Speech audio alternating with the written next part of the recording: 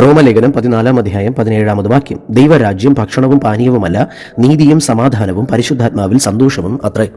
റോമലേഖനം 14:17 ക്രിസ്തീയ ജീവിതത്തിന്റെ മുൻഗണനകളെ പുനർനിർവചിക്കുന്നൊരു വാക്യമാണ്. ഈ വചനം പഴയ നിയമത്തിലെ ബാഹ്യമായ ചടങ്ങുകൾക്കും അപ്പുറം ഹൃദയത്തിന്റെ അവസ്ഥയ്ക്ക് ദൈവം നൽകുന്ന പ്രാധാന്യത്തെ ഓർമ്മിപ്പിക്കുന്നു.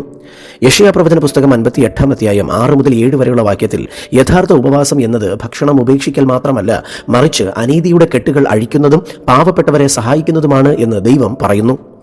85 സങ്കീർത്തനം 10 വാക്യത്തിൽ ദയയും സത്യവും തമ്മിൽ കണ്ടുമുട്ടിയിരിക്കുന്നു, നീതിയും സമാധാനവും തമ്മിൽ ചുംബിച്ചിരിക്കുന്നു എന്ന് എഴുതി കാണുന്നു. ഇവിടെ ദൈവരാജ്യത്തിന്റെ സ്വഭാവം നീതിയും സമാധാനവുമാണ് എന്ന് ഇത് വ്യക്തമാക്കുന്നു. സെഫന്യാ പ്രവചന പുസ്തകം 3 വാക്യത്തിൽ ദൈവം തന്റെ ജനത്തിന്റെ മേൽ സന്തോഷിപ്പിക്കുന്നതിനെക്കുറിച്ച് നമുക്കിവിടെ കാണാം. അഥവാ ഇവിടെ പരിശുദ്ധാത്മാവിലുള്ള സന്തോഷത്തിന്റെ സൂചനയാണ് ഈ വാക്യത്തിൽ നമുക്ക് കാണാനായിട്ട് കഴിയുന്നത്. വിശുദ്ധ പൗലോസ് ദൈവത്തിന്റെ പരിശുദ്ധാത്മാവിനാൽ ഈ വചനം ഇവിടെ എഴുതുവാൻ കാരണം എന്താണ്?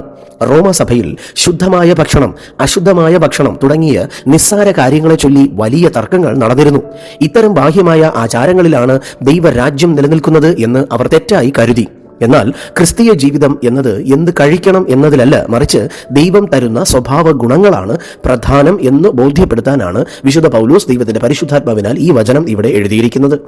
ഈ വചനത്തിൽ നിന്നും നാം മനസ്സിലാക്കേണ്ട ചില സത്യങ്ങൾ ഇവയൊക്കെയാണ്. 1. മതം അഥവാ വിശ്വാസം എന്നത് ആചാരങ്ങളുടെ പട്ടികയല്ല. നമ്മുടെ ഉള്ളിലെ നീതിയും അഥവാ ദൈവത്തോടുള്ള ശരിയായ ബന്ധം, നമ്മുടെ ഉള്ളിലെ സമാധാനവും അഥവാ മറ്റുള്ളവരുമായുള്ള നമ്മുടെ ബന്ധം, സന്തോഷവും ചേർന്നതാണ് വാസ്തവത്തിൽ ദൈവത്തിന്റെ പ്രധാനം. 2. ഈ സന്തോഷം ലോകം നൽകുന്നതല്ല, മറിച്ച് ദൈവത്തിന്റെ പരിശുദ്ധാത്മാവ് നമ്മുടെ ഉള്ളിൽ ഉണ്ടാക്കുന്നതാണ്. 3. ഭക്ഷണത്തിന്റെ പേരിൽ സഹോദരനെ വേദനിപ്പിക്കുന്നവർ ദൈവരാജ്യത്തിന്റെ സത്ത മറന്നുപോയിരിക്കുന്നു.